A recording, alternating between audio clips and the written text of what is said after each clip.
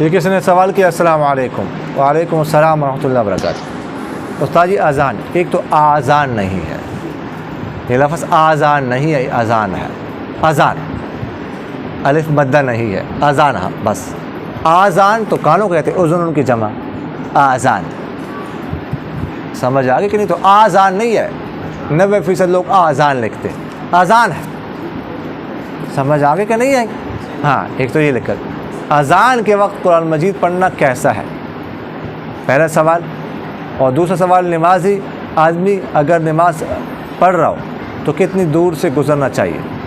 دیکھیے گا اذان کے وقت قرآن مجید کی تلاوت بند کرنی چاہیے. ٹھیک ہے، یہ اذان کے آداب میں سے ہے.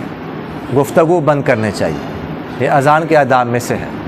اور کوئی کام کر رہا ہوں تو بند کرنا چاہیے، یہ اذان کے آداب میں سے ہے. تو قرآن پاک کی تلاوت بھی بند کرنی چاہیے، اذان کا جواب دینا چاہیے. اور نمازی کے سامنے سے کتنے فاصلے سے گزر سکتے ہیں؟ تو دیکھیے گا، اگر تو بڑی مسجد ہے، جیسے ہماری مسجد ہے، امدادیہ کی مسجد ہے، تو 2 صفحے چھوڑ کر آپ گزر سکتے ہیں. سمجھ آ گئی؟ گزرنا جائز.